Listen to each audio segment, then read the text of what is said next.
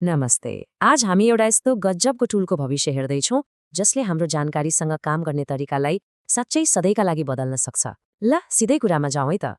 ल म तपाईँलाई एउटा सिधा प्रश्न सोध्छु है त। के तपाईँलाई थाहा छ तपाईँले हरेक दिन प्रयोग गर्ने जानकारी, तपाईँका नोटहरू र तपाईँको काम गर्ने शैलीमा एउटा ठूलै क्रान्ति आउँदैछ भनेर? हो, तपाईँले एकदम ठिक सुन्नुभयो। हामी जसरी पढ्छौँ, रिसर्च गर्छौँ वा हाम्रा डाटाहरू मिलाएर राख्छौँ नि, त्यो तरिका अब पुरानो हुन लाग्यो। साँच्चै एउटा नयाँ युग नै सुरु हुँदैछ। र यो सबै परिवर्तनको मुटुमा छ नोटबुक एलएम। यो अब नोट राख्ने सामान्य ठाउँ मात्रै रहेन। सोच्नुस् त, यो त तपाईँको आफ्नै इन्टेलिजेन्ट ब्रेन जस्तै बन्दैछ। एउटा यस्तो स्मार्ट साथी जसले तपाईँको लागि सोच्न र कामलाई कति सजिलो बनाइदिन्छ। त्यसो भए प्रश्न उठ्छ, यो जादु आखिर चल्छ कसरी? यसको पछाडिको त्यो अटोमेटिक पावर के हो त? ल आउनुहोस्, यसको भित्र पसेर हेरौँ न त यो कसरी सम्भव भयो भनेर। सबैभन्दा पहिले कुरा गरौँ डाइनामिक डाटाको बारेमा। एकछिन सोच्नुहोस् त, तपाईँका इमेलहरू, गुगल डक्सका फाइलहरू अनि रिसर्च नोटहरू सबै आफै अपडेट भइरहेका छन्। तपाईँले केही गर्नै पर्दैन।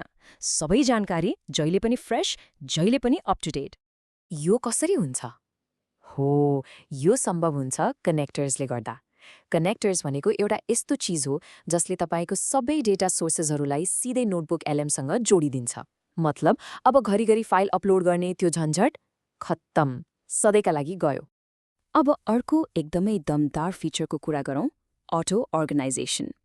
त्यो कुन फाइल कहाँ राख्ने होला, कुन फोल्डरमा सेभ गर्ने हो भन्ने टाउको दुखाइ छ नि, अब त्यो सबै बिर्सिदिनुस्।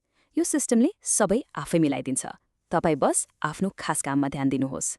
र यो काम गर्छ अटो लेबलले। यो कस्तो भने यसले तपाईँको हरेक जानकारीको टपिक आफै बुझ्छ अनि त्यसलाई ठ्याक्क मिल्ने ठाउँमा मिलाएर राखिदिन्छ।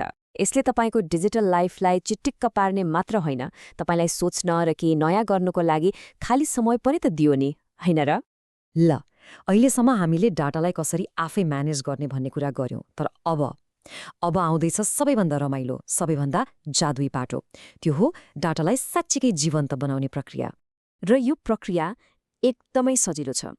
तपाईँसँग जतिसुकै भद्रगोल, जतिसुकै जटिल डाटा किन नहोस्, तपाईँले गर्नुपर्ने भनेको मात्र एक क्लिक, बस। अनि तुरन्तै नोटबुक एलएमले त्यसलाई एउटा गजबको भिजुअल म्याप, टाइमलाइन वा लर्निङ क्यानभासमा बदलिदिन्छ। सोच्नुस् त, कुनै विद्यार्थीले आफ्नो थिसिसको लागि जम्मा गरेको सयौं डाटाहरू बीचको कनेक्सन एकैछिनमा देख्न सक्छ, वा कुनै रिसर्चरले जटिल तथ्याङ्कमा लुकेको प्याटर्न पत्ता लगाउन सक्छ। यो त जानकारीलाई हेर्ने एउटा पुरै नयाँ तरिका भयो नि। यो सबै कुराले हामीलाई एउटै ठाउँमा ल्याइ पुर्याउँछ। त्यो हो जानकारीसँग हाम्रो जुन सम्बन्ध छ त्यसको एउटा नयाँ युग सुरु भइसक्यो। भनौँ न, हामी भविष्यको ढोकामा नै उभिएका छौँ। यो भनाइले सबै कुराको सार बताउँछ।